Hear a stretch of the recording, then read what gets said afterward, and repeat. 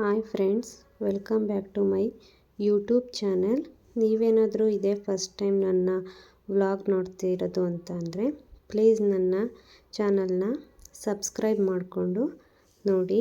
ಹಾಗೆ ವಿಡಿಯೋ ಕೊನೆವರೆಗೂ ನೋಡಿ. ನಿಮಗೇನಾದರೂ ಇಷ್ಟ ಆಯಿತು ಅಂದರೆ ಲೈಕ್ ಮಾಡಿ. ಹಾಗೆ ಪೂಜೆ ಎಲ್ಲ ಮುಗಿಸಿ ಕೆಲಸ ಎಲ್ಲ ಆದ ನಂತರ ನಾನಿವತ್ತೊಂದು ರೆಸಿಪಿ ಶೇರ್ ಮಾಡೋಣ ಅಂತ ಅಂದ್ಕೊಂಡಿನಿ. ತರಕಾರಿ ಏನೂ ಇಲ್ಲ ಅಂತ ಅಂದಾಗ ಟೊಮೊಟೊ ಸಾಂಬಾರು ಮಾಡ್ಕೋಬೋದು ಈಸಿಯಾಗಿ. ಅದಕ್ಕೆ ಏನೇನು ಬೇಕು ಅಂದರೆ ಈರುಳ್ಳಿ,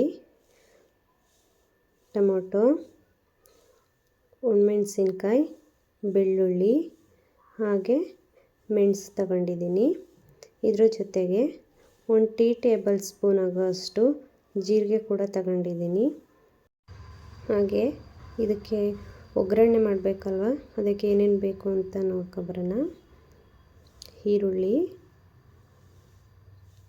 ಕರಿಬೇವು, ಟೊಮೊಟೊ, ಒಣಮೆಣಸಿನ್ಕಾಯಿ.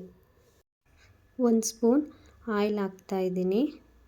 ಆಯಿಲೆಲ್ಲ ಚೆನ್ನಾಗಿ ಕಾದ ನಂತರ ಅದಕ್ಕೆ ನಾವೇನೇನು ತಗೊಂಡಿದ್ನಲ್ಲ, ಒಣಮೆಣಸು, ಮೆಣಸಿನ್ಕಾಯಿ, ಬೆಳ್ಳುಳ್ಳಿ, ಟೊಮೊಟೊ, ಈರುಳ್ಳಿ ಇದೆಲ್ಲ ಚೆನ್ನಾಗಿ ಸ್ಮ್ಯಾಶ್ ಮಾಡ್ಕೊತಿದ್ದೀನಿ.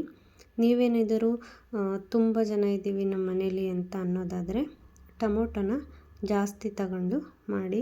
ನಿಮಗೆ ಕ್ವಾಂಟಿಟಿ ಎಷ್ಟು ಬೇಕು ಅಂತೇಳಿ ನೋಡ್ಕೊಂಬಿಟ್ಟು ತಗೊಂಡು ಮಾಡಿ. ನಾವು ಇಬ್ಬರೇ ಇರೋದ್ರಿಂದ ಸಾಕು ನನಗೆ ಎಷ್ಟು ಕ್ವಾಂಟಿಟಿ, ಹಾಗಾಗಿ ನಾನು ಸ್ವಲ್ಪನೇ ಮಾಡ್ತಾಯಿದ್ದೀನಿ. ಇದೆಲ್ಲ ಚೆನ್ನಾಗಿ ಸ್ಮ್ಯಾಶ್ ಆಗಬೇಕು, ಆ ರೀತಿ ಹುರ್ಕೋಬೇಕು. ಇದಕ್ಕೆ 1 ಟೀ ಟೇಬಲ್ ಸ್ಪೂನ್ ಜೀರಿಗೆ ಸೇರಿಸ್ತಾ ಇದ್ದೀನಿ. ಹಾಗೆ ಸ್ವಲ್ಪ ಹುಣಸೆ ಹಣ್ಣು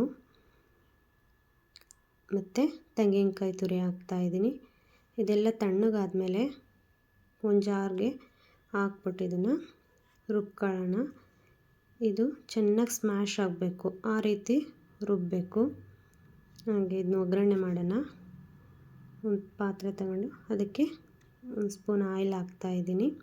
ಆಯಿಲ್ ಹಾಕ್ಬಿಟ್ಟು ಒಂದು ಚಿಟಿಕೆ ಸಾಸಿವೆ, ಹಾಗೆ ಒಗ್ಗರಣೆಗೆ ತಗೊಂಡಿದ್ವಲ್ಲ ಅದೆಲ್ಲ ಕರಿಬೇವು, ಒಣಮೆಣಸಿನ್ಕಾಯಿ ಎಲ್ಲ ಹಾಕ್ಬಿಟ್ಟು ಒಗ್ಗರಣೆ ಮಾಡ್ತಾಯಿದ್ದೀನಿ. ಹಾಗೆ ಇದೆಲ್ಲ ಒಗ್ಗರಣೆ ಆದಮೇಲೆ ಚೆನ್ನಾಗಿ ಸ್ವಲ್ಪ ಫ್ರೈ ಮಾಡ್ಕೊಳ್ಳೋಣ. ಅವನ್ನೆಲ್ಲನ ಫ್ರೈ ಎಲ್ಲ ಆದಮೇಲೆ ರುಬ್ಬಿಟ್ಕೊಂಡಿದ್ವಲ್ಲ ಆ ಖಾರನ ಆ್ಯಡ್ ಮಾಡ್ತಾಯಿದ್ದೀನಿ. ಹಾಗೆ ಇದಕ್ಕೆ ಹದವಾಗಿ ಸ್ವಲ್ಪ ನೀರು ಸೇರಿಸಿ ರುಚಿಗೆ ತಕ್ಕಷ್ಟು ಉಪ್ಪು ಹಾಕ್ತಾಯಿದ್ದೀನಿ. ಇದೆಲ್ಲ ಮಿಕ್ಸ್ ಮಾಡಿದ ನಂತರ ಇದನ್ನು ಚೆನ್ನಾಗಿ ಕುದಿಸಿದ್ರೆ ಸಾಂಬಾರು ರೆಡಿ ಆಗುತ್ತೆ ಅಷ್ಟೇ. ಹಾಗೆ ಶಾವಿಗೆ ಪಾಯಸ ಕೂಡ ಮಾಡ್ಕೊಂಡಿದ್ದೆ ನಾನು. ಬಿಸಿ ಅನ್ನಕ್ಕೆ ಸಾಂಬಾರು ಹಾಗೆ ಶಾವಿಗೆ ಪಾಯಸ, ತುಪ್ಪ ತುಂಬ ಟೇಸ್ಟಿಯಾಗಿತ್ತು. ನನ್ನ ವಿಡಿಯೋ ನಿಮ್ಗೆ ಇಷ್ಟ ಆದರೆ ಪ್ಲೀಸ್ ಲೈಕ್ ಮಾಡಿ. Thank you for watching.